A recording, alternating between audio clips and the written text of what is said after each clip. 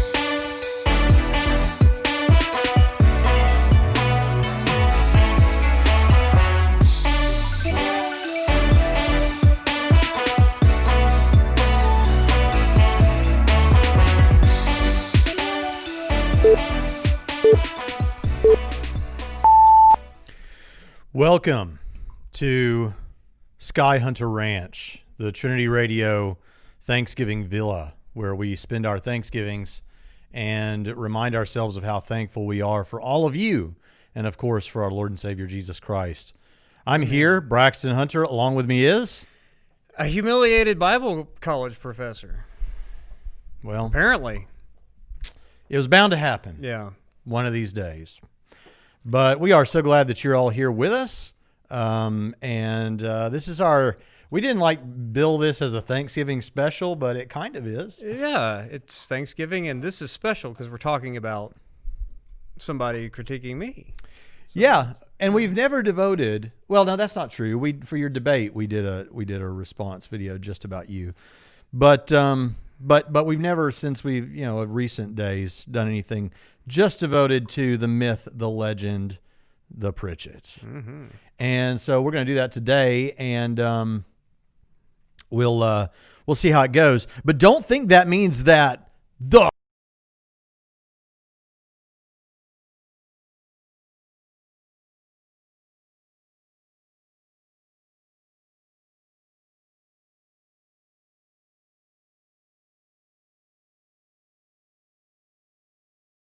hairline catching up with sorry. his too. Yeah. The mute was on here for some reason. Oh, man. But here we are. And yes, we have a Pritchett cam still today. Yep. And you look kind of ethereal and angelic there. Mm-hmm. Yep. It's a great Pritchett cam. It's got a Pine Creek vibe to it. Who? Pine Creek. It's got a Pine Creek vibe to it. All right. I so like that. See, and I'm even catching up with him on the hairline. I mean, he's closer to you than he is to me on the hairline, but it still adds part of the Yeah. But so anyway, today we're going to be talking about someone who responded to Dr. Johnathan Pritchett. Yeah, and it would have to be someone that I'd never heard of before too. I mean, it just had to be. I like it better when I get the other people who criticize me. But this will work. I don't know who this person is. They have 9 videos on their channel, and 4 of them are about us. I think a couple of them are about Cameron, and one's about Frank Turek, and so I don't know. They seemed nice enough. Yeah, no, I just love it that mattering so much to somebody to occupy the majority of their channel it should make you feel good too. For that, I'm thankful. Living rent free in people's heads. For those that don't know, typically on this channel, although this one in the last video we have our live streams like this, where it's a bit more casual, it's a bit more off the cuff. Me and Pritchett may end up talking about Star Wars and has very little to do with the topic, but we'll try not to do that. But often what you'll see on this channel are straightforward responses to atheist content or something like that. But this is a little different. So if this is your first time, you may not know that on Trinity Radio, I don't know that we realized this or intended this, but one of the great things about working with my colleague, Dr. Johnathan Pritchett, is that he is the yin to my yang. I'm the good cop. He's the bad cop. That's not me saying that. That's what people have told us. Right. Yes. And so we have appreciated that. But sometimes that means that I say things and I caveat things and I soften things up. And Pritchett does not approve of that. And sometimes I approve of it for you. I don't approve of it for me. It's, Yeah, and sometimes Pritchett goes a little he's a little more incendiary than perhaps I would be. In fact, let's just go feel. Let's go see what that feels like in practice here. So let's take a look. This is Pritchett being full bore Pritchett Prime. Put that one up. Okay. Put this guy wants attention. Okay. Watch literally any of Pine Creek's short clips on IP. My point is for you to pick concrete example and show how IP is being misrepresented. Right. My response to that is pick any of Pine Creek short clips, and you'll see that Pine Creek doesn't understand a word of what he's hearing. Yeah, as much as I love Pine Creek, he's just not on the level to be able to understand everything that he hears that comes out of Michael Jones's mouth. Okay, so as you can see, we didn't make that. We didn't make that video. Somebody else made that. Rationale Reduced or something. It was a Christian channel. Rationale. Yeah. It wasn't Rationality Rules. That's not a Christian channel. Or try this one. It's not just that he responds to unbelievers this way. Fellow believers who he affirms as believers and loves. He may get a little snarky occasionally. Here he's responding to the Calvinist interpretation of Romans chapter 8, verses 28 and 29 and 30, something like that, 28 through 30. Here we go. How do you interpret the golden chain of redemption? Well, number one, I don't call Romans 8, 29 and 30 the golden chain of anything except the golden chain of eisegetical pish-posh. Because put that on a t-shirt. The first most, he's talking about saints prior to Paul's writing. Second most likely, whether it is right, it's a looking backward from the end. The third most likely is he's talking about those he foreknew was in a galaxy long time ago, far, far away, and he was talking about Chewbacca and Han Solo. And then past that, the least likely is the Calvinist interpretation. So, Pritchett, seeing yourself make comments like this, do you need me to break out the cassette tape I have of Just As I Am Without One Plea so that you can repent of your sins? Nope. You don't feel the need? Somewhere in heaven, my dad is looking down going, sick 'em, boy. No, he's just going, he's bothered. Oh, because he's Calvinist. Yeah, was a Calvinist. Like, yeah. He's not a Calvinist now. Right, now that he's gone to glory. He's gone to heaven, he knows. You were, it's just like, yeah, son, really, do you have to do that? But, it's just that I think the internet apologetics community would have a gap in it if I didn't fill that gap. Yeah. Well, so what we have today to talk about is you may remember several months ago, Dr. Pritchett appeared on Capturing Christianity with Cameron Bertuzzi, primarily talking about how atheists would do well to understand theological ideas and systematic theology perhaps better than they currently do, many of them, and how that would enrich the conversation, and how the great atheists of the past did endeavor to understand and appreciate. Yeah, they were interested in ideas because ultimately theological doctrines are ideas. And people used to have an intellectual curiosity that is sorely lacking. And as I said in that video, sometimes it's not just atheists that are guilty of that. Sometimes Christians, unfortunately, have a lack of intellectual curiosity into the history of ideas of the Christian faith. Yes. And the ideas in general. If you take the great books of the Western world, they cataloged in the books that they put in that canon, they cataloged the 102 big ideas of the West and traced everyone. You can go to what's called the Syntopicon, which is the first two volumes of the great books, and find the references to all the big thinkers in the set and what they had to say on those 102 ideas, and then they subcategorize them from there. And a lot of it's theological. A lot of our thinking, whether people know it or not, whether they're Christian or atheist or whatever, if you're living in the West, a lot of the categories in which you think have been shaped by Christian ideas. Yeah. And if you're not aware of that history, you may not know that you actually think like a Christian about certain things because of the cultural influence. In fact, if you are skeptical of that, I think Tom Holland is not the actor, but the historian is going to be on Capturing Christianity soon, and he's going to be talking about that. Yeah. So, but before we jump into that, Pritchett, I see off in the chat prairie. Off in the chat prairie over there, I see some super chats coming, galloping toward us from some foreign land. So thank you so much, Jeremiah Apple. You are always so wonderful to bless us with that. Very kind. And we will not put you out to pasture here at Sky Hunter Ranch, the Trinity Radio Villa, for Thanksgiving. Yes, I also want to give a shout out to Nick Quint. We actually just got done, before I came into this room, recording a pretty awesome episode of Trinity Radio Extra on the household codes, and then we threw in some 1 Corinthians chapter 7 for all the complementarians and egalitarians interested in that conversation. You will get to hear some super awesome content there. So that will be dropping this week before. That's going to be coming along. And I see something else coming in from the chat prairie. I see that Jamie Russell has sent us a sticker of a microphone. Yay. Thank you, Jamie Russell. A microphone. Appreciate that. Well, it just says a microphone here, but in the chat there's a picture of a microphone. All right. Well, let's. This if you had $1, if I had $1 for every time Pritchett said the great books of the Western world, I'd be a millionaire. Me too, but alas, I work at Trinity. All right. So let's jump into this discussion. This is from a YouTube channel called March Fly. The original video is linked, as well as the original video from Capturing Christianity. And let's go ahead and jump in and hear what this guy has to say. It's about a 14-minute video. We'll try not to interrupt any more than we have to. Hi, welcome to the video. Today I will be discussing arguments made by this guy. He's part of the that handsome guy, you mean? Look at that. That image of me is the best thing that this thing has going for it so far. You look nice. His name is I got a cool look. You're on the t-shirt too. Yeah, there's me. Hi, Jonathan. I was watching this video where you were I've heard all this. 3 things I thought you might want to say hi back. Wrong about theology.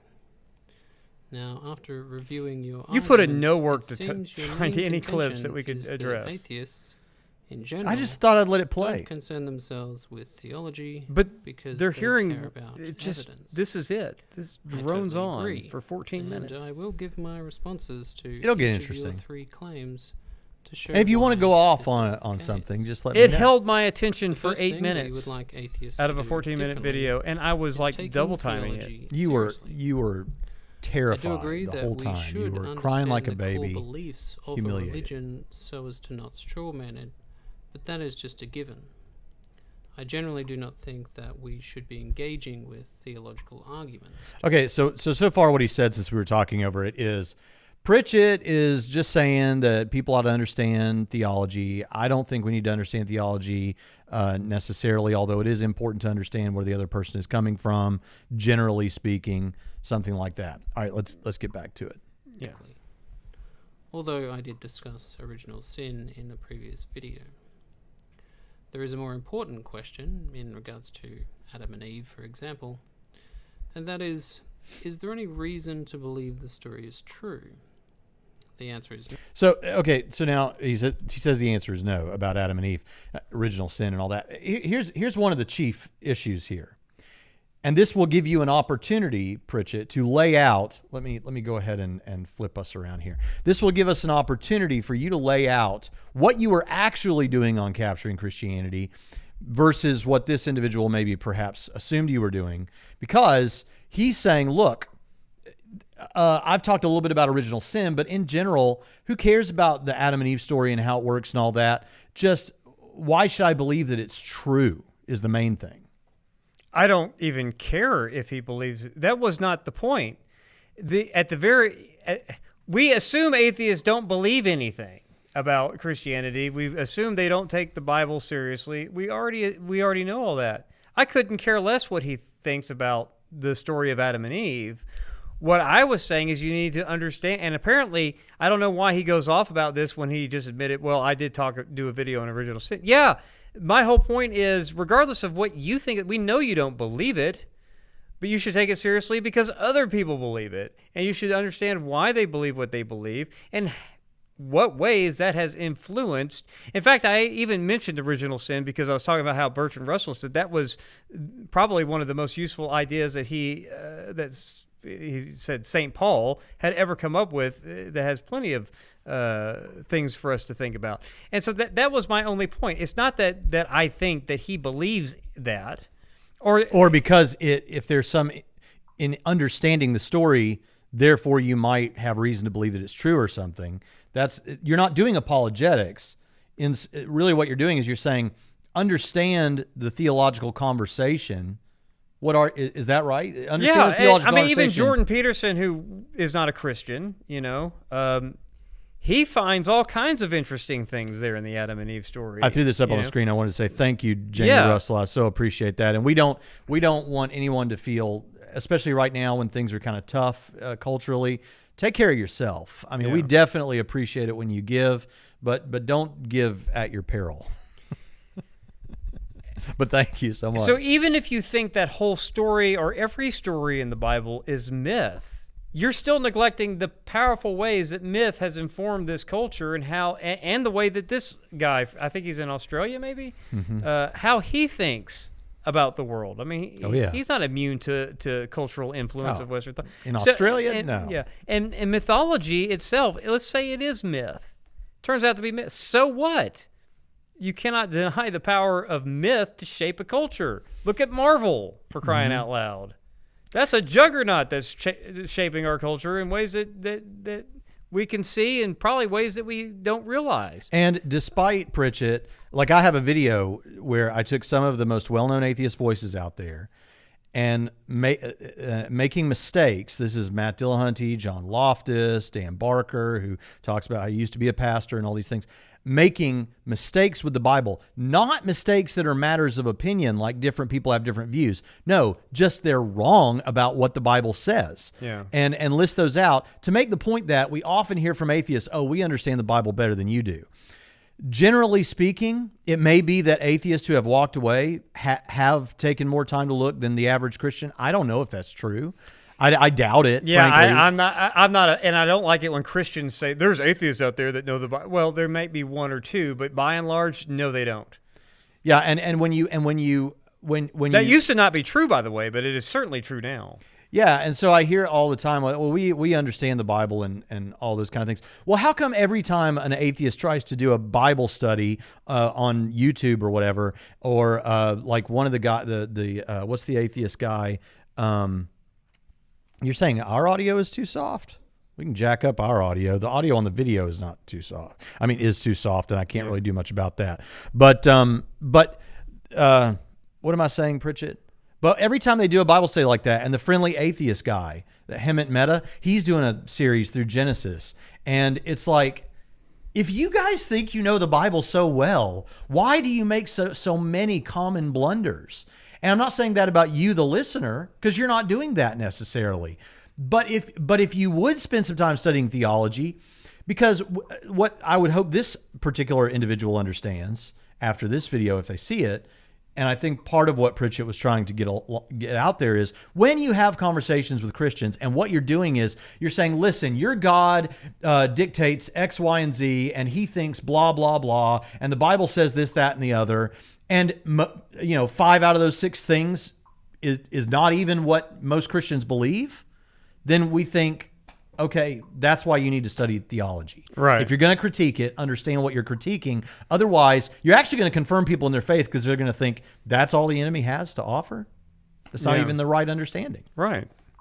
All right, let's play a little bit more. I'm sorry about the audio, and now I think I've got myself louder than Pritchett. I didn't realize this clip was, look, I'm an amateur still at this YouTube stuff. So it's a little low, so just crank it up, and I'm sorry. Y'all and then turn it down before we start. All right, we'll try to minimize talking over it. Is there any supporting evidence to suggest that it is true? The answer is there is none. So why believe it? What's that old Hitchens statement? That which can be asserted without evidence can be dismissed without evidence. Yes. I'm hearing a lot of assertions, but there's no evidence for this. That's never been proved. Remember when I had a video the other day listing out all these philosophically engaged and academically minded atheists who say, yeah, don't say there's no evidence for God. That's not what don't do that. That's embarrassing. Yeah, and more to that point, it's one of those empty rhetorical phrases that drives me mad. Kind of like when Christians use the phrase, the Bible is crystal clear, and then they usually follow that statement up with something that the Bible never even says. And then when the atheists, their refrain is, there's absolutely no good reason, or there's zero evidence and all this.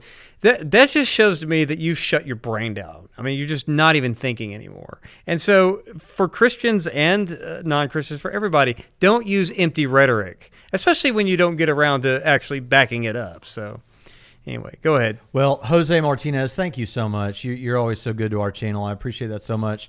He says, what's up, Braxton and Dr. Pritchett? I just want to let you know that both of you have been a huge impact on me as a young apologist. God bless. Well, you've been a great encouragement to us, Jose. And, yes. And those of you who there is a lot of vitriolic statements that go on out here. So things like, positive statements that we get from you all are very much appreciated. Right, because Thank most you so people much. want us to die and our kids to have horrible deaths and all kinds of crazy stuff.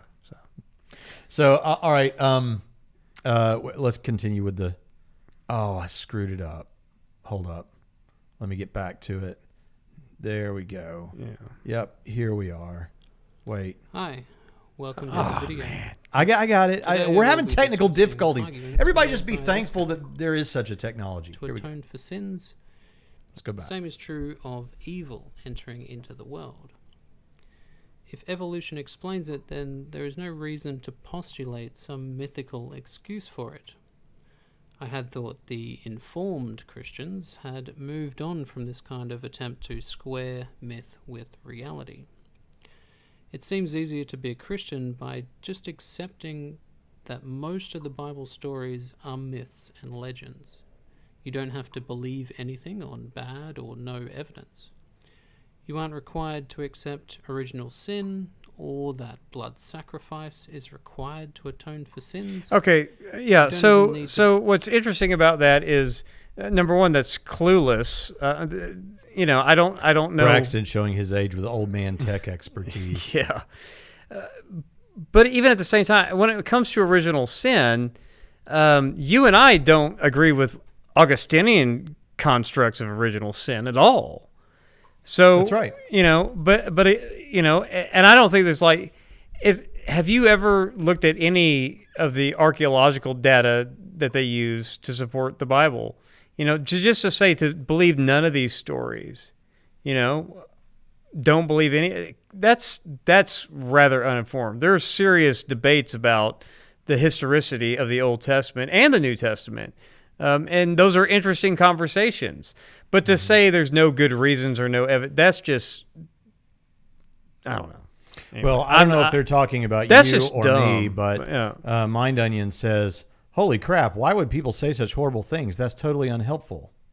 So I don't know. You'll have to tell us what horrible thing we said, and we'll answer for it. We'll be happy to answer for it. But I don't know. I just, this is the kind of uninformed gibberish that bothers me. So what we heard there, and what I've seen from being in this niche of YouTube and the internet, is he says, "Well, I thought that the more well-informed Christians had given up on all this supernatural, miraculous, and they've gone with the whole myth and legend, but still hold on to this Christianity in some sense."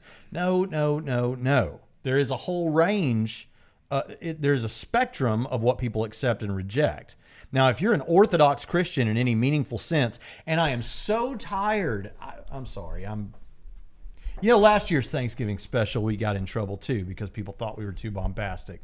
What is it about Thanksgiving week that we come out with this sort of thing? But I really want to press this. It is not a no true Scotsman's fallacy to ever point out that something isn't a part of the group that it purports to be a part of. If someone says that they are an atheist, but then they affirm the existence of the Christian God, and how can you say I'm not an atheist? That's a no true Scotsman.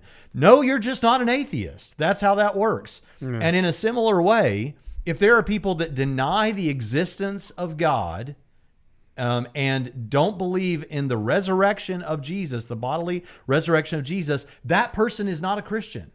Right. Now, there are people that think that there are genres in the Bible, and we have to take into account genre, and we have to figure out what is supposed to be taken as metaphorical, as apocalyptic, poetic, narrative. How is it all to be taken? But because you heard some Christians say certain things, like Michael Jones saying that he affirms theistic evolution, and so he doesn't take the reading of Genesis that others do, that doesn't mean that, say, Michael Jones, for example, as one, if you consider him an example of the well-informed Christians, ditches everything miraculous or supernatural in the Bible. We don't.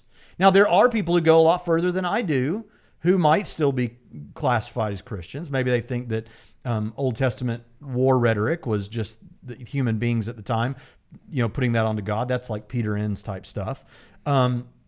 Or Greg Boyd even goes farther than I would. But that doesn't necessarily mean they're not Christians. But if you do away with and just call everything myth, okay, well, on the unhospitable meaning of myth, then you're not a Christian. That's not a Christian you're talking to.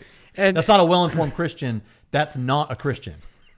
Plus, a lot of people want to fancy themselves experts at everything. I don't claim to be an expert at everything.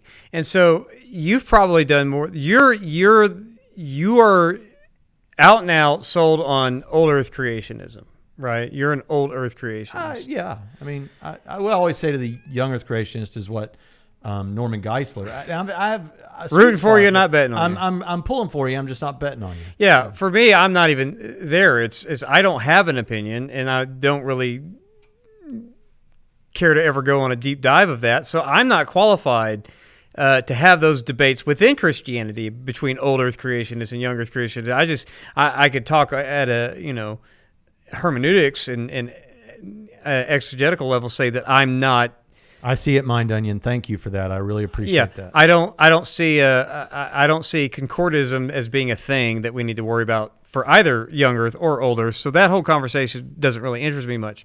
But this idea about if you beat young earth creationism. Digital Gnosis says, wow, Pritchett going to defend YEC here? Yeah, I am going to defend YEC. I don't think that, I'm sorry, just because you can have 99% of all scientists, Christian, atheists, whatever, say that's not real science. I'm not qualified to know that they're telling the truth. Science certainly is political. It has certainly got a lot of groupthink in it. I don't think it's right to just say, oh, those young earth people don't know anything about science. Well, I don't think I'm qualified enough to gauge those arguments in that. So I haven't dismissed young earth scientists. I know that scientists have agendas and axes to grind too. That's why during this pandemic, it's like, listen to the scientists. That I'm the guy that the left will bemoan, because I'm like, well, I hear conflicting reports from scientists. So, but I haven't gotten COVID yet. But I don't know if being in a crowd outside versus being at a table with 4 people inside. I don't know this stuff, but the science I don't find helpful. So you take that to arguments about origins, and I don't, which is actually more of a discussion about history as well as science than just pure science. No, I'm not throwing, to me. Break it down, Pritchett. To me, I'm not a young earth creationist, but they have just as much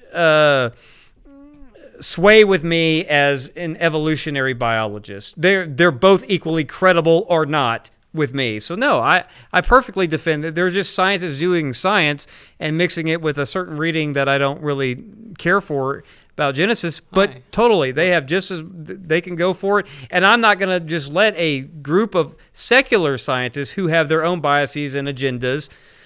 You clearly see that in the literature when they say nobody takes intelligent design seriously, and yet every journal they're taking a pot shot at intelligent design. Why? Because they take it seriously, and it's actually something that's infiltrated their domain. So I don't have any reason to just accept what they're saying as a debunking of young earth creationism any more than I have to take a young earth creationist who's got some sort of scientific credential as what he's saying is gospel science, so to speak. So no, I defend them. Keep doing your thing, young earth creationists. And don't pay any attention to the haters. I'm sorry, nobody's debunked anything as far as I'm concerned. I hear interesting things from all the people who care about origins. Derek Baylor says, but we can agree all old earthers shouldn't be called heretics or sub-Christian by the YEC ministries. Yeah, some YEC advocates can be jerks. That's definitely true. That's true, yeah. All right, let's get back to I'm this. just talking about the arguments. As far as they go, they're all on equal playing fields with me. Whether you're an atheist who practices science and you're an evolutionary biologist or whatever, if you're a young earth creationist who's got a degree in physics or biology, or an old earth creationist like Hugh Ross or something. Yeah, I don't like all of the name calling, and young earth creationists sound a lot like secular atheists in the fields of science too. Just knock all that off. Vinny Giggity says, question for Braxton, is it possible that an atheist can understand Christianity as well as you and still not believe? Yes, absolutely. Yeah, because okay, so we do have, the Bible does talk about the Holy Spirit leading us into all truth. But that doesn't mean that intellectually you can't understand the message of the Bible. Now, there's a whole other side to this thing, which is experiential knowledge. We have two kinds of knowledge, at least. We have propositional knowledge and experiential knowledge. I have propositional knowledge. I don't have this information, but I could have all propositional knowledge about my wife.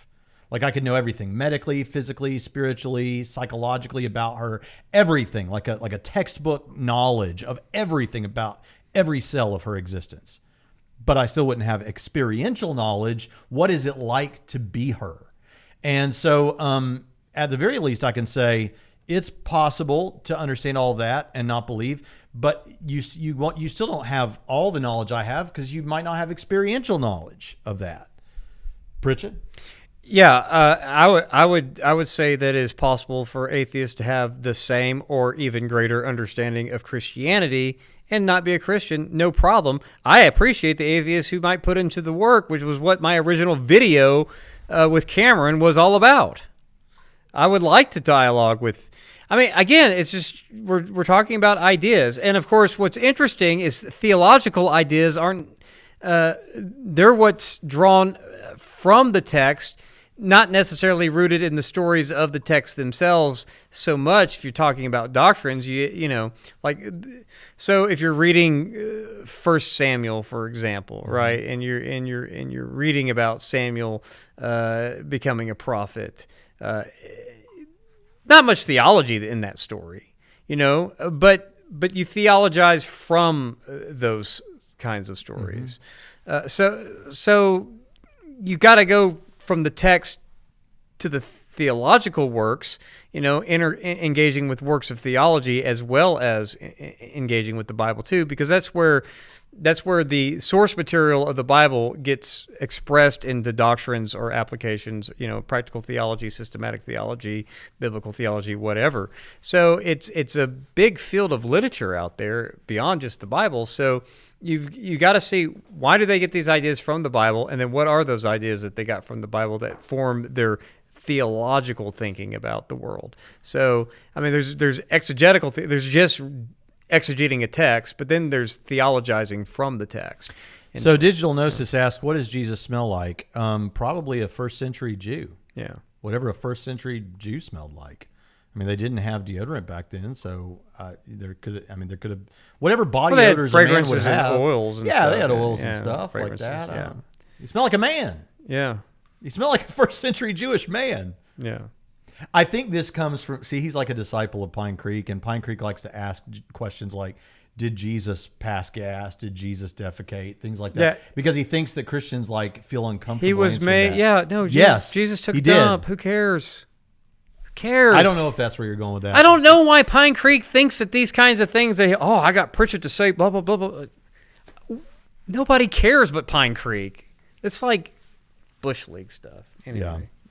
It's all right. So let's go on to, like, maybe in the early 80s in the most uptight fundamentalist Baptist church you could find, asking the question, did Jesus fart, might, you know, get some. Oh, he wasn't going for that. He said is because I had experiential knowledge of Jesus. No, okay, blah, blah, whatever. Okay, so you took that to mean like physical knowledge of Jesus? Okay, I don't know. Wait, let's go on with the video. Yeah. Not that this video is much argument better atheists than making, the that comment your from our epistemology atheist. is lacking. Be nice to to make Marchfly. you He believe tried to be nice. No, I'm just equivocating the level of entertainment from this video. Oh, with- the level of entertainment. Yeah. Okay. something with no good grounds. It is the foundation of your beliefs, not the beliefs themselves, that we find unreasonable. Similar to So it's not the beliefs that we find unreasonable; it's the foundation of those. But I don't think that's true. I think Marchfly, you would say that you find the beliefs unreasonable too, not just right. the foundation. Which okay, I always hear snake talking donkey, all these kind of things is what I hear. but from a cultural perspective, who cares what you think about the Bible? Mm-hmm. If you want to engage people who do care what they think about the Bible and believe it, you ought to go and try to understand it and engage with those ideas. Because you know what? I can sit there and talk to an atheist about comic books, and I can talk to him about biblical stories, or I can talk to him about John Calvin's theology because the Institutes is interesting, and the intellectually curious atheist would wonder that how did John Calvin impact the world? Turns out quite a bit. So maybe he might be interested in that. We have a conversation about John Calvin, and guess what? Neither me nor the atheist will believe much of John Calvin's theology, but it will still be an interesting conversation for intellectually curious people. That's all I'm saying. Mm-hmm. death entering the world. The same is true of evil entering into the world. If evolution explains it, then there is no reason to postulate some mythical excuse for it. No, that's the wrong way to address that. Let's take some of, even in conservative evangelicalism, there are some people who do not take that as a literal story in the Garden of Eden, right? Right? You can still be theologically conservative and still see that as having some sort of not quite as literal way to read it. Oh, of the Adam and Eve story? Yes, of the garden story. Yeah. Okay. Theistic. I hold can't- on. But okay, here's the yeah, go point. ahead. The theology behind that, what that's teaching, could still be true. The theological reason for why there's evil and suffering in the world because of the fall could still be true, even if that story is relating that truth, but not historical events. So he still has framed it up wrong. This critic, he's not getting it. There are a lot of people who believe in theistic evolution who are evangelicals, right? They don't. Some of them affirm a historical Adam, some don't, right? Mm-hmm. But they would still say, yeah, we believe all the orthodox doctrines of Christianity, and yet they will still affirm the truth of that account of why there's evil and suffering in the world, even if they don't affirm the historicity of that story. Yeah. They still affirm the truth in that story. Yeah. So this guy, my critic here, still misses the point. Look, if God exists and God raises Jesus from the dead, then Christianity is true. And I've got no real interest in the nonsense that says, well, maybe God exists and God raised Jesus from the dead, but there was some other reason we don't know about, but other than Jesus was telling the truth or something. I've got no patience for that. If God exists and God raised Jesus from the dead, Christianity is probably true, period. Right. And so here's the thing with that. So that's why we believe, and then so to ask about evil and stuff, it's like, well, we've got evolution and we see that catastrophes naturally happen. It's like, okay, you're explaining mechanisms. You're explaining physical occurrences. You're not explaining teleology. You're not explaining, why. You're not answering the why. You're telling me a bunch of whats. Yeah. But there's okay. I've seen 2 or 3 people complain that you said, "Who cares about Pine Creek?" As if like you should he's not. This is why communicating publicly over a medium like this is so stressful, because it's like people are trying to take you wrong. You know that Pritchett is speaking casually. We care about people's souls. We care about them as human beings. He's saying that there's little value in what Pine Creek said about a particular thing. Yeah, when it came to, there's little value in what Pine Creek says about a lot of things, to be honest with you. That's why nobody should care about what Pine Creek's opinions are about anything. I certainly don't. That's what I mean by that. And I don't think other people should either. Why are we even talking about Pine Creek? Oh, because you have the Pritchett cam. I've even taken over that dude's backdrop. Owned. Now, I like Pine Creek, but most of what he spews is psychobabble and gibberish. So who cares? But that's what atheists say about us. We're up here gish galloping, and we're up here like used car salesmen. So you have to settle with a little bit of flack coming your way. Deal with it. I don't think he's a used car salesman or whatever. I just think he's no, they say that having about fun. us. He's got a hobby. They say that's what they say about us. So when I say that people shouldn't listen to what Pine Creek has to say and take him seriously, I'll tell you what. I'll say this about anyone who brags that they're trying to lead people away from Jesus or has ever successfully feels like they've done that. I would be terrified to be such a person. Oh, because of hell? Darn right. So I don't have a problem saying that. Oh, there you go. Christian saying Christian things. No, I like Pine Creek as a person. I just don't find his shtick very compelling. Pablito the Gringo, $5. Thank you so much, Pablito the Gringo. Pass the gravy boat, please. Unfortunately, Pablito. You know, Nick and I were talking about this. Hold on. The gravy and that's all. The fixins are in the house over there here at Sky Hunter Ranch. And we haven't yet gone into that, but we'll get there, and you're welcome to join us here for this Thanksgiving. Thank you for the super extravaganza. Chat. Nick, Quint, and I were talking about this same thing. See, what you have here in our comments is a bunch of whiny atheists who, in our comments section, atheists say the most horrific stuff about us. It's like when we were talking about Calvinists. I used to get into some really heated conversations with Calvinists about 5, 6, 7 years ago, however long it's been, right? That's how you discovered who I was, by following me online. And one of the things we learned about these Calvinists, who will say the most vitriolic, vile stuff about non-Calvinists all day long, is the second you say something back at or even slightly past, their glass jaws shatter all over the place. And so, you know what? It's just, who cares? I stopped caring because, you know, if you can dish it and you can't take it, that's on you. I'm not feeling bad about internet feelings anymore. Sorry. I do. You're supposed to. I'm the warm embrace that comforts you. No, but if you can't take a few jabs back, then never throw a punch. Ever. Don't do it. But you're going to do it. So don't act all hurt when you get punched back. It's so lame. It's so predictable. But we don't endorse punching anyone. I'm talking about rhetorical punches, but it's so predictable to talk all this trash and then you get trash talked back and all of a sudden, you're offended and hurt. Harry Potter is a good example. It is internally consistent. Okay, he's saying, Pritchett, don't you understand? Internal consistency is not enough. Now, I don't know if I don't think he would grant internal consistency, but he's saying internal. Well, he goes on to say Harry Potter's internally consistent, and I don't know that that's true. But let's say it was perfectly consistent internally. Would that necessarily make it? No, it's like the coherence theory. You know, it doesn't. But that's not what we're talking about. Here's the thing, though.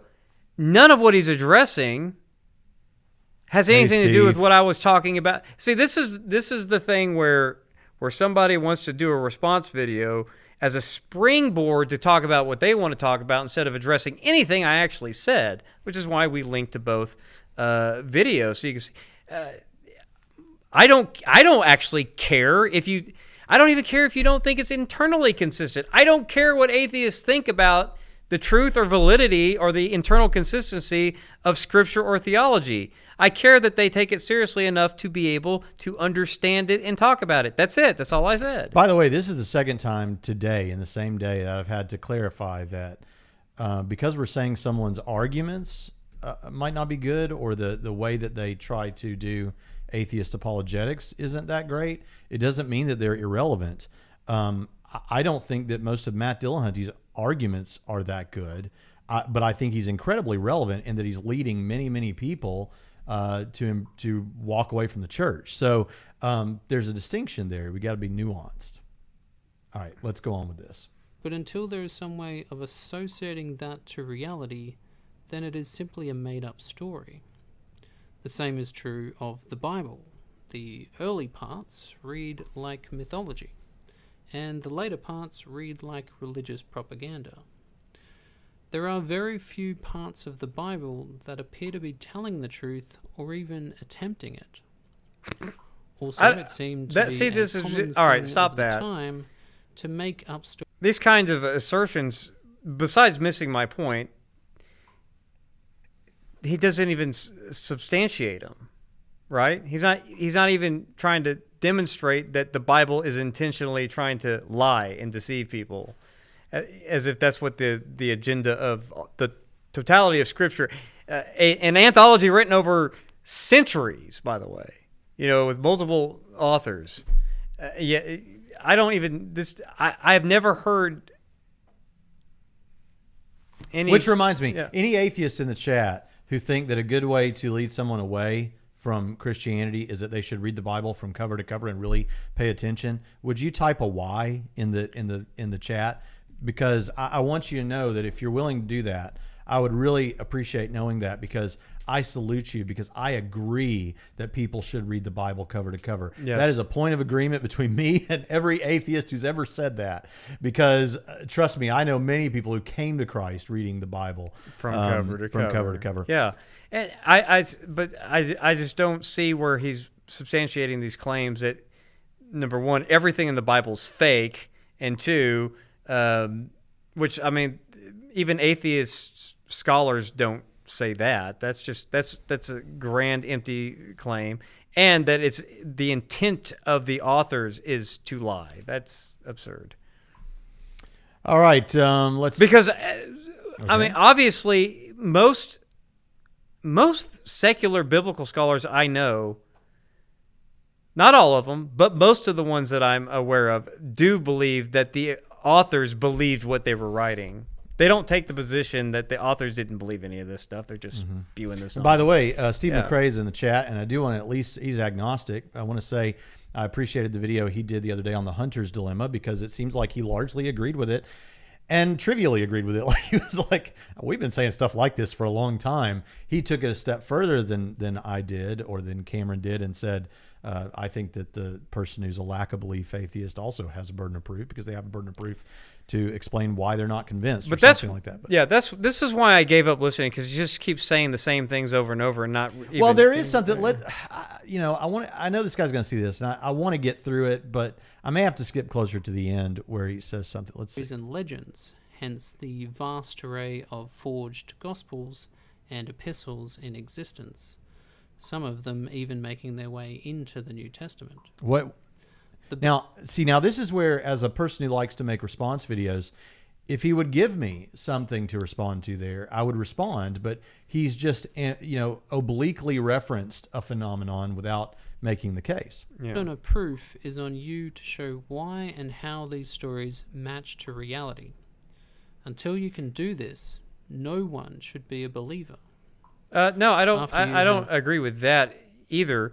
But my point is, I think that the Genesis 1-3 account gives an explanation. It doesn't give a physical explanation, but that doesn't mean it does not give a true explanation. You type a Y, stub-a-dub, if you believe as an atheist, or let's say as an agnostic even, that a good thing for Christians to do that you think will lead them out of Christianity, or be helpful in leading them out of Christianity, is to read the Bible from cover to cover. Type a Y if that's what you believe. Yeah, you think a Bible will lead them away from the faith. Way through explaining your excuses, it is then our burden, in the normal sense of that word, to explain why that is unreasonable.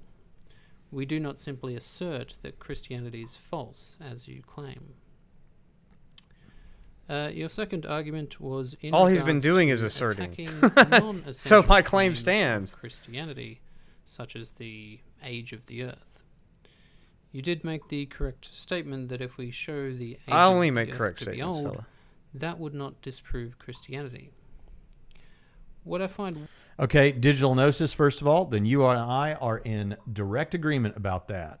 I think people should read the Bible cover to cover. Not that it'll lead them away, but that they should do it. So keep preaching that message and keep making Christians for us with that. Yeah, keep telling people to read their Bibles. But on this, he says that you correctly stated that, I think he said that like disproving young earth creationism wouldn't mean Christianity was false. Yeah, and then he goes on to whine about, but we should still address young earth creationists and we should still counter their claims. Yes, but that's a different conversation as far as many Christians are concerned. So I don't have a problem if people want to get in their YouTube channels or their Facebook groups and young earth creationists, if you want to argue with atheists who are interested in evolution, or even argue with theistic, y'all want to have those conversations?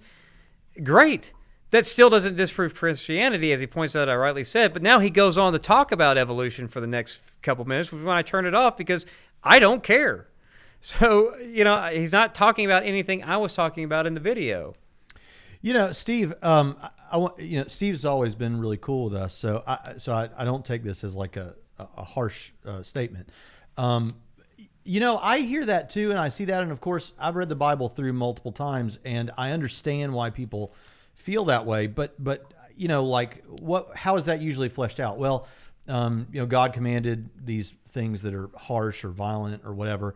And Jesus seemed to be all about peace and love and walked around in the garden with sandals and long hair like a glorified hippie all the time, which those things, peace and love and walk around.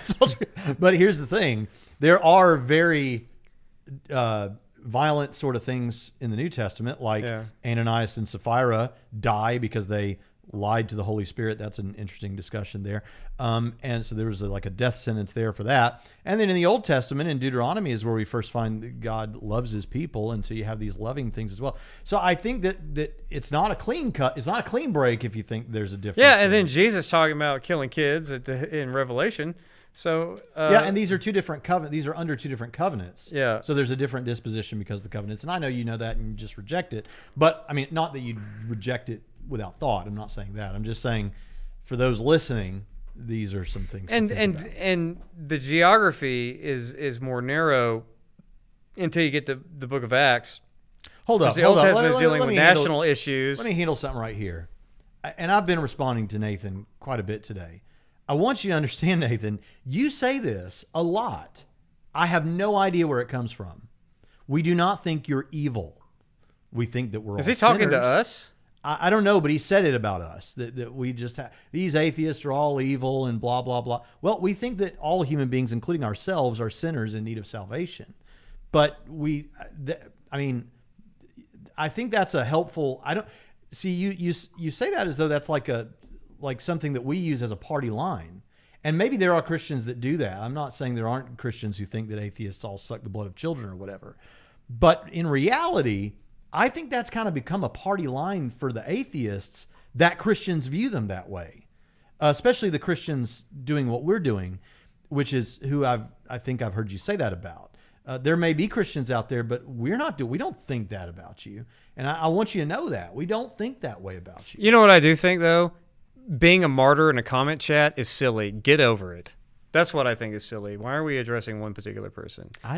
It's silly. Quit. They're so mean to me. Basically, I've got a good. He's an adult. Quit crying like a child in the comment section, please. Which book that of the kind of Bible behavior would is I becoming. recommend reading first? I'll tell you what I think. I think a lot of people will say start with the Gospel. Some will say start specifically with the Gospel of John because it's written that you may believe. I think you can start anywhere. I don't really have a favorite. Genesis is a good place. You can start with my Genesis series if that would be helpful to read it and hear a verse by verse that goes off on everything. It's here in a playlist on this channel. But I, starting with one of the Gospels, and if you start with one of the Gospels, you could start with Mark. You could start with any of the Gospels.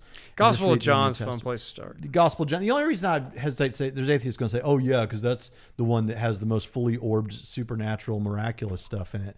But you could start with John. You could start with Mark. I love all the Bible, so just get going with it. Song of Songs. Start there. Start wherever. Read it. I don't know if we're going to make it through this guy's whole thing. It's so boring. We shouldn't. Atheists for young Earth March Fly, that's him. creationists. That's not me. The fact is, there is a lot of them, and they are very Okay, you said you summarized. He's saying we should still respond to young Earthers. What in the world did that have And to do with anything that I said in the video and with he Cameron? says that we need to be, as Christians, debating young Earthers more. And I don't know why debates need to happen necessarily. They do. No, he said we need to debate them more, and I'm like, wait, whoa. You're not paying attention. Young Earth creationists and old Earth creationists debate all the time. All the time. Those debates, I'm worn out of those debates. Yeah, it does happen. But why is everyone so fixated on debates? Like, I don't get it. Why is everyone so... I love debates because you get to hear both sides of an issue if it's a debate among people that are very knowledgeable about what they're talking about. But I don't go like looking for debates like everybody online seems to. It's like, oh, who am I going to fight next? So why do we need to go debate young earthers? Is it not enough that we say on a channel like this, where we have people who are listening, 142 at the moment, and there'll be 1,500 before this thing gets done, if not more, that what our view is on that, as we've already done in this video? Why is that not good? Why do we have to do this debate thing? I don't. Yeah, and as far as young Earth helpful. creationism, I don't consider myself young Earth. I don't. How old is the I don't know. I have no idea. So I'm not particularly interested. I typically lean towards the old Earth creationists. But yeah, somebody mentioned this in the chat. I consider that if you do scientific type stuff, you're doing science. If you're doing experiments and testing and all of that other stuff in controlled environments, yeah, that's science. Young Earth, people who believe in a young Earth go do that. And so I consider them scientists. They don't have to, I say I'm not on that team, but I'm not necessarily team old Earth or whatever else either. I'm just saying I don't buy young Earth creationism. I'm all for it. If you're not with Ken Ham, you're against him. Is that what you're not buying? I don't buy that rhetoric either. I'm go for it, young Earth creationists. Do your thing, and if y'all want to have those debates with Christians or with non-Christians, have at it. All right, and by the way, they do plenty of those debates out there. Plenty of them. All right, let's get along here. Okay. On hands and prophesying never worked. Oh, this is good. The simplest this is good. movement. Knowing that Paul was head of a church that was rife with these activities, it would be... What he's saying here is, you were talking about continuationism versus cessationism. For those that don't know, the miraculous sign gifts like speaking in tongue, healings, things like that. There are Christians, mostly Calvinist Christians, who are cessationists, who believe those things ceased with the deaths of the apostles, and that God can still do stuff, obviously, whenever he wants, but that's very rare if it happens at all. And whereas continuationists say there's nothing the Bible teaches that, you're just saying that. And so that still happens. Now, we would disagree with other Christians. Pritchett and I disagree about the nature of tongues. Yeah. We've done stuff on that. And for patrons, we have a little casual debate about that topic. But what I want to say about that is, this guy's saying here, yeah, you well-informed Christians, like you, Pritchett, you don't believe in speaking in tongues and all that thing. But yes, I do. The early church certainly did. So what do you do about that? Is basically, so let's listen to the last of what he says. Thinkable to consider that the early Christians were at best uninformed Christians, or at worst charlatans like they are today. There are plenty of charlatans coming from particular charismatic areas of the church, but to say that because someone speaks in tongues or whatever, that they're a charlatan, and maybe he didn't mean that. I want to give him the benefit of the doubt, Marchfly. I don't know that you meant it that way, but in case anyone heard it that way, that's ridiculous. Yeah. I know a lot of wonderful people who Craig genuinely Keener is believe. not a charlatan. Oh, of course not. Michael Brown's not a charlatan. A charlatan would be like that Kenneth Copeland type people. And by the way, there's a whole cottage industry of Christians who spend a lot of their time going after those charlatans. Mm-hmm. We do it way more often than non-Christians do, right? Because for non-Christians, those charlatan types, they're the people to paint the whole faith with. Like, they're all Creflo Dollar. That's who all Christian. But that Christians go after those people, and the fair atheists know enough about Christian culture to know that most Christians think those people are loony bin heretics too. But as far as speaking in tongues and prophesying, yeah, there's a lot of informed Christians that still believe that prophecy and tongues and so forth are still active today. Craig Keener's got a book on miracles, still thinks miracles are prevalent in the world, and there's evidence for it. And he also believes in the continued gifts of prophecy, and he speaks in tongues and so forth. So, and nobody's calling him a charlatan or a fake or an uninformed Christian. Craig Keener's probably the most brilliant Christian walking the planet. So Marcia Jennings, thank you so much. Yay! You're such a sweetheart to us. Happy Thanksgiving. You guys are awesome. I love your tough love, happy face. I was brought up with young Earth. I have no idea. Not important to me. I love Jesus, ... More important matters. Big old heart. Thank you so Amen. much, Marcia Jennings. Thank you for that super chat. Bless your heart. And I'm Happy right there. Thanksgiving. It's not important to me either. Gregory Fisher, love you guys. Keep going. Thank you, Gregory. Thanks, You've always Greg. been good to us Yeah. too. Now, Larry Cloyes, I think this is my fellow U2 fan, says Genesis and evolution can't be reconciled. Can't hold the Bible and hold basic scientific theories. Okay, well, tell that to Swami Das, tell that to Craig, tell that to IP, tell that to the multitude of people working on this who disagree with you. It can't be reconciled if you think the only possible interpretation of Genesis is a very wooden, me and my Bible under the old oak tree, reading in the 21st century with my references and with no concern for anything that has to do with historical context or anything else. Right. Maybe then it can't be reconciled. But if you do think that understanding ancient texts is important and not forcing provincially and temporally provincially our understanding of how texts are written onto ancient peoples, well, then that's a whole different ballgame. See, because evolution, young earth creationism, and old earth creationism, theistic evolution, because all of that is irrelevant to my reading of Genesis, I don't have a dog in this fight, but old earth creationism, young earth creationism, theistic evolution, or because my reading has nothing to do with those, all of those can be reconciled with my reading of it. So that's where I get to annoy everybody. Now, hold up now, Larry. In all three camps. Larry Coyes. Yeah. Pritchett doesn't, completely affirm a particular position on the age of the earth. I do. I think the earth is, 13.8 billion years? 14.7 is what I heard. Changes. Yeah, it changes. Whatever science says, I'm with it. My understanding of Genesis has nothing to do with the age of the earth. The Bible nowhere teaches the age of the earth. The only way people get that is to marry themselves to a particular one among many possible particular interpretations of Genesis 1. And then on top of that, to read into implications they draw from that about the age of the earth.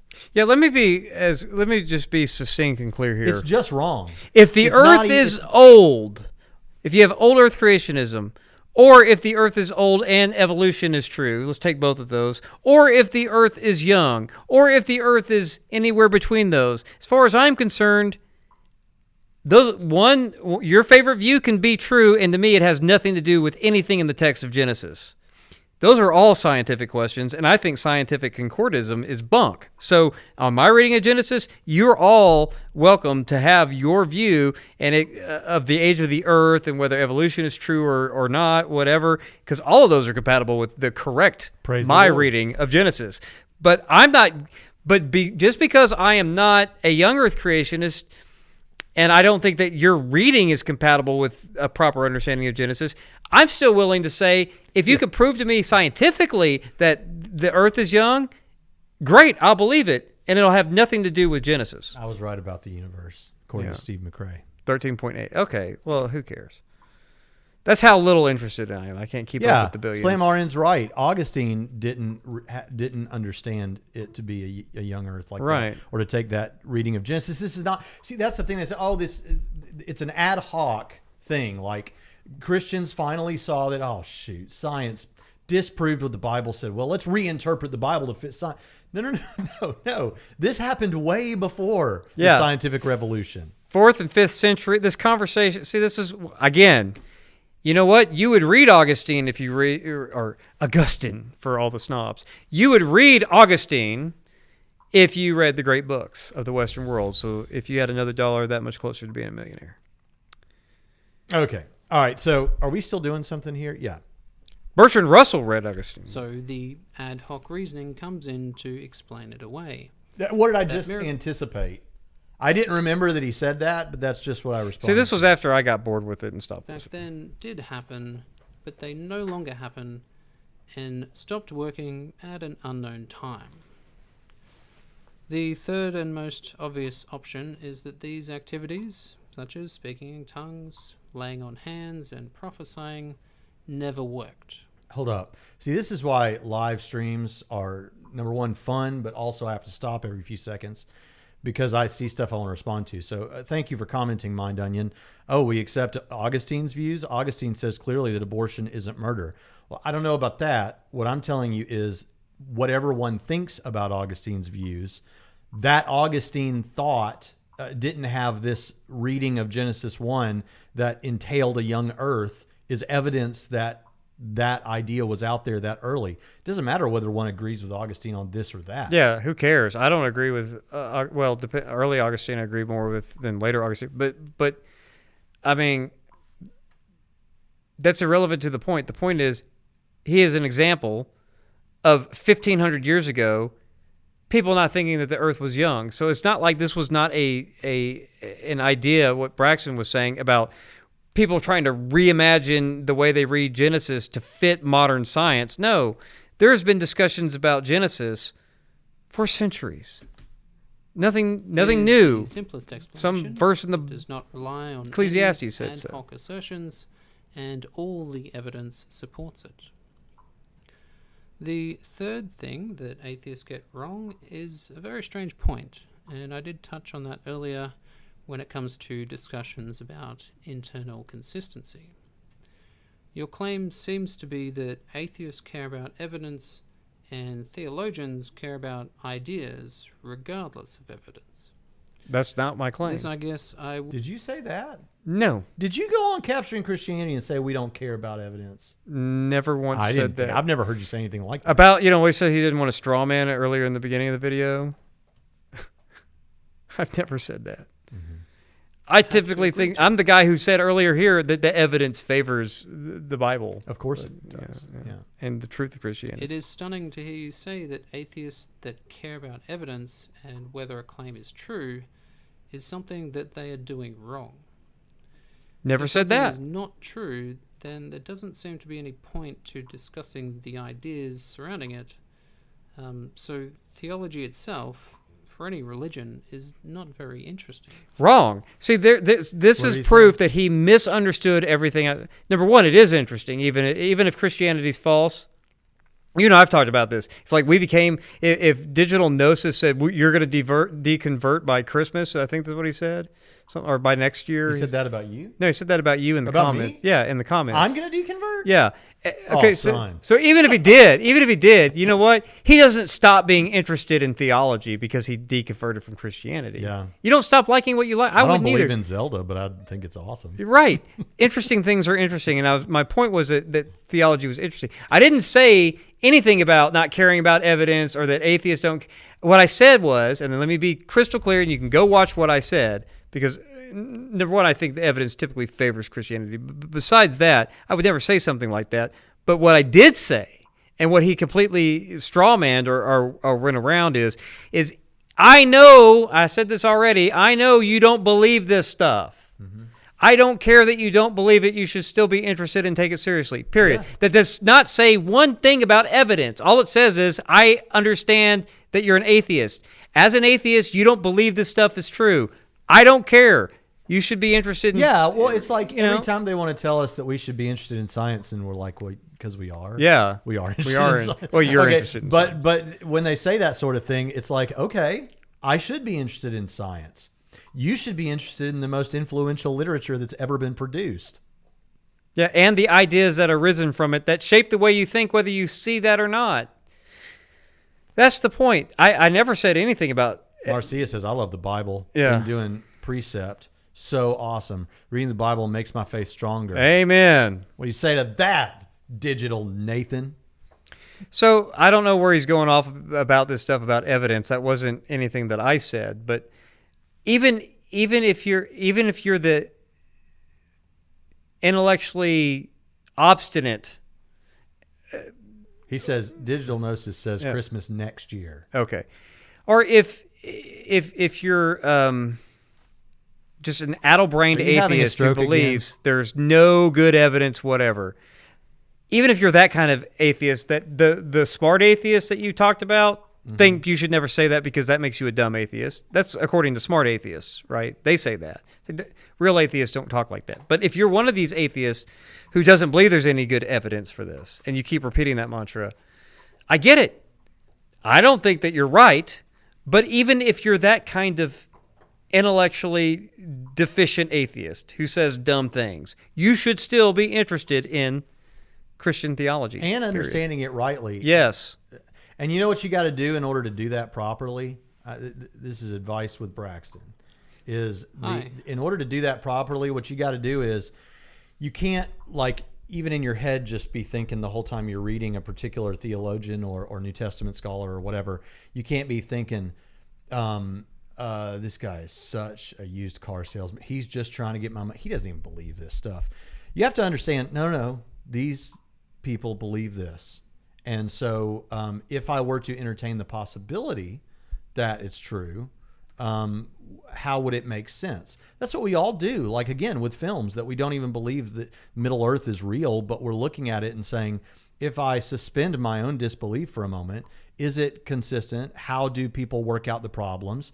And this is the very reason, like, when we all say, why couldn't they just fly all of those eagles? Why couldn't Frodo just grab the ring and fly on one of those big eagles all the way to Mount Doom and throw it in there?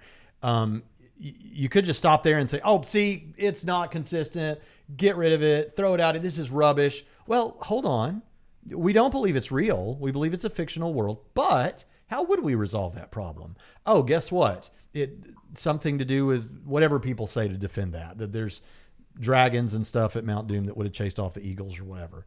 Although those eagles look pretty darn vicious, if you ask me. But anyway, you could do that with the Bible. Just say, don't like turn the page as soon as you think you've run into a problem. Find out how the history of Christian thought has answered that problem. Yeah. Let's skip on here. Seem pointless. I don't remember what it was he said that I really wanted to respond to. All right. Well, For example, I'm interested in the lore behind Vampire the Masquerade. It's a role-playing and video game. Mm-hmm. And Great if someone example. came up to me and said, well, there's no evidence that vampires exist, Right. I would have to agree with them.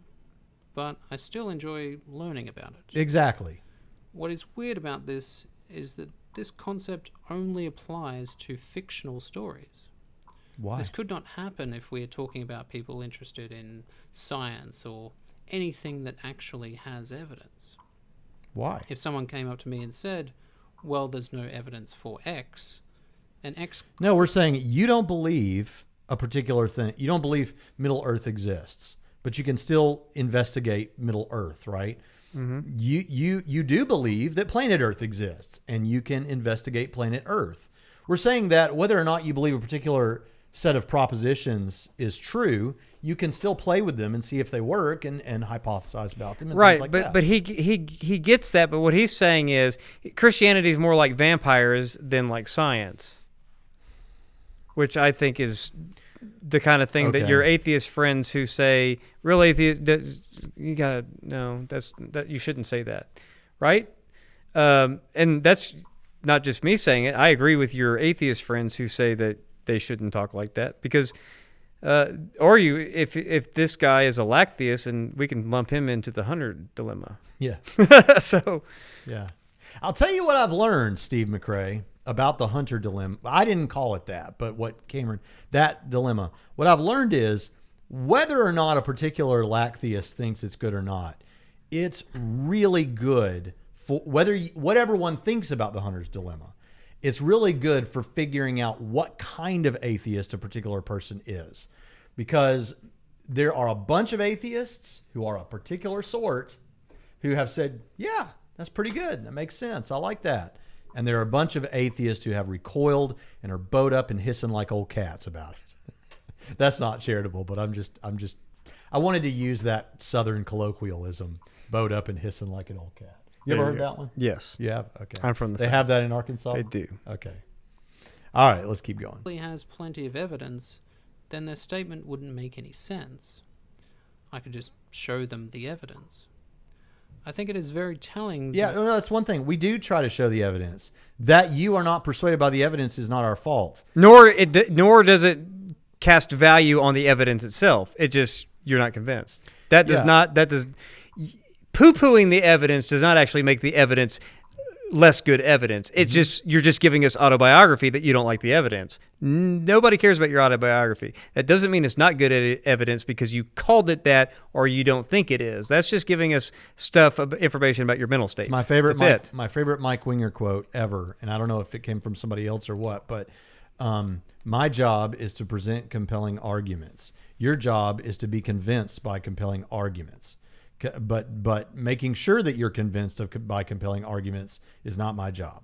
Right. That's, yeah. You wouldn't do the same if you were asked to show evidence.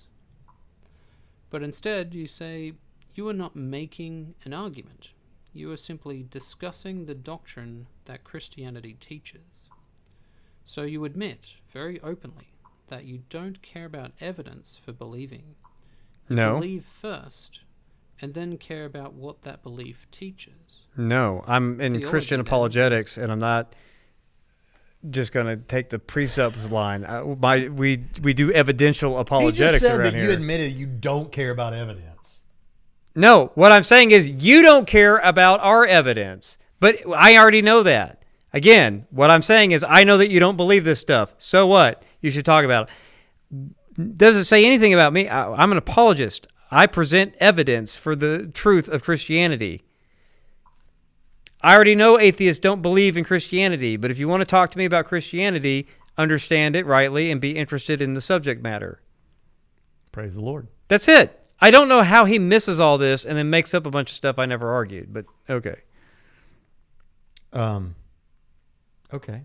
Just a safe space to avoid the harsh reality of providing evidence for your beliefs. This is the very reason. This guy knows about our channel. 4 of his 9 videos are about this channel. Right. It's all about evidence for most of the time because we do all the cool theology stuff over on Trinity Radio Extra now. See, like the upcoming video with now me and this Nick. is I'm sorry. No, go ahead. I shouldn't have talked over you. No, go ahead. I talk over you I'm- all the time. okay, You all have right. every right to talk over me. Super Wood Putty. Now, see, this is a person that I would consider a part of the new atheist movement. Mm-hmm. Yet he can take it on the chin, right? He says, "Team Old Cat here, ha ha." Yes. You know? So that's what we're looking Yes. for. That's Yes, what we're he's looking for. he's come to the point where he doesn't take what people on YouTube say as a knife in the gut, like, oh, my whole day's ruined because Trinity Radio guy said something. Yeah, you shouldn't. I shouldn't phase anyone. I shouldn't change your day unless it makes you happy. But I should never make you sad. All right, now clean up your rhetoric, Pritchett, because Mike Winger has just walked in the room. All right, let's go on. Did you want to say something directly to Mike? No, but I was saying something. Hi, Mike. Glad you're here. I feel, now we do have to behave ourselves. Yeah. We were going classless until now. Now we have to change the whole thing. Okay. No, but I love Mike Winger. Welcome to But the video. but the thing about this though, it's not the thing he keeps confusing. We care about evidence. We present evidence. But if I'm talking about the doctrine of the atonement, which he referenced earlier, like original sin, he said, atonement, blood atonement, okay, whatever. Do I have to present the whole case of Christianity again just to have a conversation about why the blood of Jesus atones for sins? Right. And that's sometimes we're just doing theology. Yes. Right? Sometimes we're just teaching theology. Here's an example. Yeah. You know, I don't know. I know there was some sort of an issue with Steve McRae last night on Mike Winger's show. And so I'm not speaking to that. I don't know. But I do know, for example, that Mike Winger is a pastoral type guy. And so some of the time he's got people there who are Christians already. That it's not, he does apologetic stuff, but he's not always doing apologetic stuff. Right. Even if he might throw in an evidence-based thing into the mix. He might be doing a series on divorce. He might be going through one of the Gospels. Or he's talking about atonement theories. Or he's talking about atonement But theories. you know what he doesn't have to do? He doesn't have to prove Christianity's true and then talk about Christian theories of atonement. Right. That's the important piece, and that worked out so well, the segue there. But that is an important thing. Sometimes we're just being Christians and teaching theology. And clever atheists get this, which our critic here, I know you want to be nice, I'm not going to. They understand that because there are clever atheists out there who do want to make objections to the Christian doctrine of like penal substitutionary atonement or blood sacrifice for the forgiveness of sins. And they'll forget trying to just say evolution proves Christianity stupid. They get past that and they want to have a real discussion and say, "Can you explain to me how this is justice?" For example, and they will have what we would refer to as an internal critique. They'll put the clothes on and then they'll say, "Okay, I'm assuming your worldview. Now, please, this seems problematic to me," and they can have that discussion. But my critic here seems incapable of it, and he doesn't understand the point, and he can't follow my arguments for anything. So it makes me think that that's partly why he's uninterested in these kind of conversations, because he doesn't understand what he's listening to. Jamie Russell says, speak into the mic. I'm assuming he's talking to you. I know. Yes, Mike is the Captain America of YouTube. I was once told I was, who's that guy that played Green Lantern and then Deadpool? Ryan Reynolds. I was once told I was the Ryan Reynolds of YouTube Christian apologist, which frankly I took as a compliment because he's much more fit than I am and has hair. Right. Okay, are we almost done with this thing? I hope. It was the most boring 8.5 minutes that I listened to in 4. And be nice, Pritchett. That you don't care about evidence for believing. You don't care about evidence. You believe first, and then care about what that belief teaches. Never said that, but I don't have a problem with people coming to believe and then learning evidence later. The harsh reality of providing evidence for your beliefs. Or my day job. The harsh reality is my day job. That your beliefs are unreasonable. If your beliefs are unreasonable and you cannot provide evidence for them, then why believe it? Punch bowl haircut. You know, you're probably right. I hate to admit it, but you're probably right. Braxton Hunter is the Gimli of YouTube. Gimli's apologists. awesome. Gimli's awesome. I want to be the Gimli. Your temperament is more like Gimli. Yeah, I love Gimli. Okay. If all you care about is internal consistency, and not if any of the claims of your religion are true, not what he's saying, then why talk to atheists? It is well known that all we care about because we're not one-dimensional, and we do talk about other things. Truth, and what evidence you can provide for any given belief. If you proportion your beliefs to the evidence, then all the doctrinal claims of the Bible would not be believed by an intellectually honest person. Okay, now again, here we go. This is an assertion. And I'm gonna. You're not intellectually honest. I'm not intellectually honest, because if you were intellectually honest, you would just not believe. William Lane Craig, if he was intellectually honest, he just would not believe in Christianity. This is the kind of nonsense that, again, real atheists say don't. This why. Yes, to the earlier the comment. Yes, I have to do my best to make this interesting, because this clip that we're responding to was thoroughly uninteresting. That's how much harder we're having to work today, right? Because Braxton and I, here's the dirty little secret for digital gnosis or whatever. When I don't think that anyone should really give Pine Creek much validity in what he says about this. Because I'm about to say something else. I don't care that people watch it, because you and I have been entertained sometimes with some of his stuff, even though we think it's bogus, right? Mm-hmm. There are certain YouTube atheists that we enjoy watching, even though we secretly categorize the smarter ones and giving something charitable. What? The smarter ones, and then well, just go with this: the new atheists versus old atheists. Okay, the dumber ones.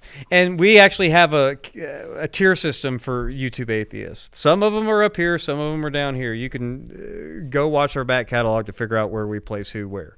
But we enjoy most of it because sometimes it can be entertaining at least. There are some who give us challenges that rise to the occasion where Braxton thinks, I need to respond to this because this could be quite effective. It may not be a good argument against Christianity, but it could be an effective one. Or maybe you think it's a good one, or you just think it's something, it's worthy enough to be addressed, that you're taking it seriously. And those get responses. Why Braxton thought that this needed one, I have no idea. But I just feel like, we do like engaging with atheists, and we do think some of what they have to say is worth hearing. He thinks a lot of it's worth responding to because he cranks out videos all the time. And this is where I would place at the bottom, but he needed a topic today. Here's the thing. The thing is, I thought that it would be fun for Thanksgiving to do respond to someone attacking you. Yes. Or not attacking, but addressing you. Yeah. And this is the only person I found. Besides James White. Oh, James White has attacked me? Well, you knew about that. That was the whole big debacle. Oh, no. last year. I mean, since. Probably, no. No. I was like, did he say something recently? No, he didn't. Oh, man. No. Yeah, see, I know I'm not the illustrious seminary president, main face of Trinity Radio. There Braxton we Hunter. go. Probably more accurate to say Braxton is Legolas and Pritchett is Gimli. Yeah, that's cool. You need to get a blonde wig to pull that off. I can do a wig. Yeah. I can't do the French model. Next Halloween, we'll do Gimli and Legolas for Halloween. No, we still need to do for Halloween. We've never done is the Picard and Riker. Picard and yeah, we still need Riker. to do that. Yeah. I can't. You look more like Riker now. Quit picking on Braxton so much. Pine Creek is the only one who ever responds to me. And then a guy with now Pine Creek's done responses to you. Yeah. But normally just to say, yeah, Pritchett admits what they, I'm his favorite though. He loves me. That's why I have a soft spot in my heart for Pine Creek and why I mention him so much. Because I mean, he's my biggest fan. But look, we like some of it. We don't like some of it, but we think some of it's worth responding to. He thought this was worth responding to. So, I'm one of those, there's no such thing as bad press because anytime we get any press, whether it's good or bad, our subs go up. So if you need a break from picking on this gish galloping used car salesman, here's another gish galloping used car salesman. Make you mean all me? Yeah. Okay. You're the big show here. You're the main I don't face mind. of the channel. So stop picking on him so much. You can pick on me, make a bunch of videos, call me stupid, call me all kinds of stuff, and maybe one of them will rise to worthy of a response. Pritchett, you won't do. All right. Well, listen, we've been going for a long time now, like an hour and a half, and we would go to questions and stuff. But listen, we've got time for a few. You want to do some questions? It's Thanksgiving. Right. We'll speaking of James White, we'll do a jumbo. If you have questions, put them in the episode. them in the chat. Yeah. So basically, here's my point. Question in all caps or comment in all caps. So look, to sum up, debunking young Earth creationism, if you've done that, which I'm not convinced anyone's convinced anybody of anything on that. And science, by the way, if you've ever read the history of the Western world, science changes. So yeah, whatever on that. That does not debunk Christianity, but have all the fights about it you want. Number two, I care about evidence, but I also recognize that atheists are never going to be, some of atheists are never going to accept anything as evidence. Fine, I get it. You should still be interested in theology. And I'm happy to have conversations with you about the evidence for the truth of Christianity or about theological doctrines without having to go through the whole conversation of let's prove Christianity is true before we care about talking about the atonement or original sin. We can have those conversations too. You know why? Because people have in the Western world for 2,000 years. That's all I'm saying. That's it. And so this guy completely misunderstood much of what I was saying, but fine. Digital Gnosis says, are you free after this, Pritchett? Do you want to talk? About what? Presumably worldview matters. First, like a private conversation, come on your YouTube channel, what? Because the first thing, I don't have time today. The second thing is that costs money. I'm not Braxton. I don't do things for free. My debate fee, my honorarium for debates or discussions is, if I'm interested in doing it against a worthy opponent, it's $1,000. If I'm not interested and it's not a worthy opponent, it's $1,500. And I'll give you 2 hours. I've had this meme for 3-4 years now. Here's a question. $1,500 by PayPal, and I'll talk to you. Peanut Warrior says, why are you guys so awesome? And have a great Thanksgiving. You too. I want everyone to have a happy Thanksgiving. Good parenting. Yeah. I'd say. That's probably it. Yeah. Is it worth going for more education after a BA in biblical studies if I continue to do 5 to 8 hours of study a week on apologetics? I think they mean on their own. Should they like they've got the BA in biblical studies and they're studying apologetics on their own? Why should they? And if so, why should they go on? I don't.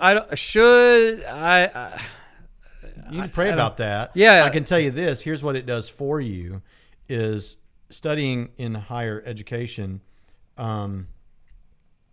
Studying in higher education would be a thing that would force you to read stuff you wouldn't read on your own. Yeah. For example, I think I said this just Friday, but I was studying under Ed Martin, who's the philosophy professor or philosophy chairman at Liberty now, or was anyway, before they axed their philosophy department. I don't know now if he's still there, but he, I had to read a bunch of books related to the problem of evil from the history of philosophy and modern books too. And I wouldn't have studied that at the time at all. I didn't care anything about the problem of evil. But now I love talking about the problem of evil and atheist arguments from evil. It's one of my favorite topics because I think we have a really strong case there. But I also think it's the best that atheists can do. But anyway, just want to. Someone says, plus you actually have to do work, which you may not make yourself do work, but then you have your work graded, so you're like on the hook for things. Jamie Russell, thank you for those $2. Can you get me a good deal on an F-150? I'm assuming you're talking about what we call the Trinity wagon back here that our wives did not, because we live in the 21st century. They got us to decorate the Trinity wagon just for your viewing pleasure here. There was a question about inerrancy earlier, but we'll do the super chats first. Okay. Wow, look at this. Thank you so much, Mr. Timothy Ward. Thank you for that. Do you guys think there's an ethical line in comedy? I tend to think there isn't, as long as you know your audience and your intent is to truly be funny and not malicious. What say you guys? I agree 100%. And actually, that also... this is probably bad, and I'm sure there's going to be some hardcore evangelicals frown on this. That's why there's like there's some comedians that are really bad or vulgar comedians that I actually sometimes laugh and think are enjoyable too. Because you can't help. I like politically incorrect type humor. I like certain comedians that you'll find on Netflix specials that don't say dainty things, and yeah, I admit that when I've seen certain comedians, I've had a laugh when I know that that's very tasteless and tacky. Yeah, I'm completely on the other side of this. I think that there are obviously there are going to be things that are not pleasant or pure or whatever that are funny that are going to make me laugh. Of course, that happens. But I think that what you do, and I'm not trying to sound spiritual to make you not sound spiritual. I know that what I just said is not spiritual, but I will watch those. But I really mean this, like Netflix I specials. think that if we're doing a Bible study, or if we're on a road trip, or if we're writing a book, or if we're doing stand-up comedy, what we're doing should be something that should be pleasing to God and represent what is pure and good and true and holy and all those kind of things. Yeah, I mean, I don't think a Christian should go out and do a Dave Chappelle shtick, right? But I'm not going to say that Christians should never watch a Dave Chappelle comedy special. That's what I'm saying. Punch Bowl Haircut, thank you for that. What's it like being awesome? Pritchett, I think that's to you, obviously. It's awesome. I'm awesome. That's awesome. Obviously to you. Yeah. Digital Gnosis, we've talked about this before. I'd be happy to have maybe a private conversation with you sometime. Okay, there was a question about inerrancy. Go back up. Go back up. Oh, first of all, Jamie Russell says, "JK, you rock." Thank you for that. All together now, at least $4 super chat. I think you gave something earlier too, so thank you so much. What was the question about inerrancy? Scroll up. More. Yeah, Zamo asked it. Zamo. Yeah, I'm sorry. What do you think about the doctrine of inerrancy, inspiration, and authority of Scripture? We both believe in the doctrine of inerrancy. We both believe in the doctrine of inspiration, and we believe that the Scripture is the supreme or prime authority of all faith and practice. That's what we believe. I believe the Bible is without error in all that it intends to teach. I believe that the Bible is without error in all that it intends to teach in the way that it intended to teach it. We actually, if you'll go back and look at our back catalog, Zamo, we have an episode that's all about inerrancy. I think you've been watched it. Oh. Well, we have an episode that's about inerrancy where we argue with each other about what should be a good definition, and we hammer out his definition and my definition, compare it to the Chicago Statement on Biblical Inerrancy, as well as a couple of other statements on inerrancy. Yeah. But we are inerrantists. What is it like being boomers? Well, I'm not a boomer. I'm technically A millennial. He's a boomer. No, you're Generation X. Generation X. Yeah. Boomers are in their 60s now. Yeah, and boomers are awesome, by the way. Yeah, I love boomers. I don't get the hate on boomer. Yeah, your mom is a boomer. Yeah, my mom is your a boomer. mom. Yeah. I love your mama jokes. They're horrible. I mean, they're not nice to anyone's mother, but 90s insults. Everything was your mama jokes, yeah. Jackie Clark, thank you so much for Wow. that £5 super chat. Is that pound? Okay.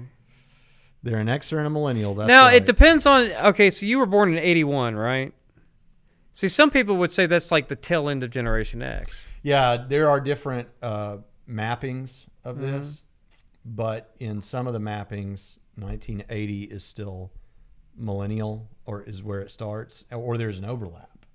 So I just say millennial because it makes me sound younger. I'm old. 39, 43. That's our ages. Yeah, Gen X is the coolest generation of all of them. Enigma, I understand why you say that, but there are various, and you may know this, but there are various approaches to inerrancy. Many conservative evangelicals only affirm stuff like what's in what's called the Chicago Statement that Norman Geisler and J.I. Packer and R.C. Sproul put together. But there are other definitions, statements of inerrancy, and Now, but here's the thing. I don't think it's that difficult, and I know that it's a theological proposition to say the Bible is without error, and then however you shake that out. But I will say this: a lot of the arguments, and I have my disagreements with the Chicago Statement on biblical inerrancy, but I have a lot of things that I agree with the Chicago Statement on biblical inerrancy too. What I reject is the Chicago Statement of biblical hermeneutics, and a lot of people confuse the inerrancy of their interpretations with the inerrancy of the text itself. I believe in the inerrancy of the text. I don't necessarily believe in the inerrancy of a lot of interpretations about the text. Some people can make that confusion, and they make it a lot. But just because certain interpretations are wrong doesn't mean that the Bible's wrong. It means that their interpretations are wrong. Now, good statements on the biblical inerrancy will say, whence interpreted lightly in light of all the data, the Bible was shown to be true, right? But they conveniently forget that because they believe that their interpretation is true and that they have the right one. And if you reject their interpretation of a passage, you've rejected inerrancy itself. But hermeneutics is a completely different discussion than inerrancy itself. But just a lot of people forget that. But that's the only reason why I think it's valid to say it's a hard proposition to support. It's only hard to support if you buy the inerrancy of people's interpretations rather than the text itself. Right on. Yeah. This has been fun, folks, and I hope that you all enjoy your Thanksgivings. And Pritchett, any parting words? I love each and every one of you. I love all of our detractors who are YouTube atheists and other critics. I love all the people who tell me that they hate me and they want me to die a swift death and want my kids to die horrible deaths. I love all of you. But I really, really love our fans. And I love our fans more, and I'm not ashamed to say that I love our fans more than I love others who are not our fans, who are our haters. Now, our fans do include some atheists, and I love you, but I love our patrons the most, and I'm not afraid to say that either, because you actually believe in what we're doing enough to actually financially support it. And so this person, thank this person. Yes, like Jackie Clark again, second time in a row, bam, more money. Thank you so much. Love people like that the most. The reason why we're actually having this right here is because we've spent yet even more patron money adding and expanding our set and getting more and more gear. It is going to be awesome. So hopefully it'll be here the next time. If not, it'll be the time after that. But we are so thankful to our patrons for continuing to support us so that we can keep making the show better, so that maybe his technical skills will be better than they were today. And we'll see you next time on Trinity Radio.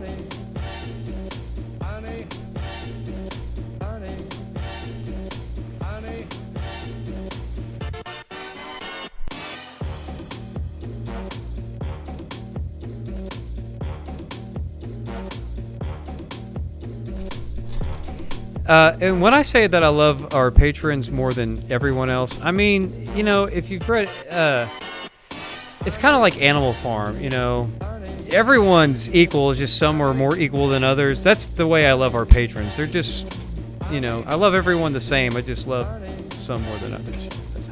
That's how that works. But I will say this also. I don't like certain people, but it doesn't mean I don't love them.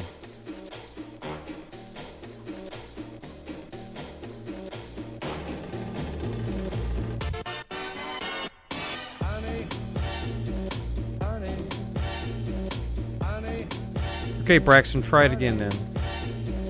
I thought you could do it for us. And we'll see you next time on Trinity Radio.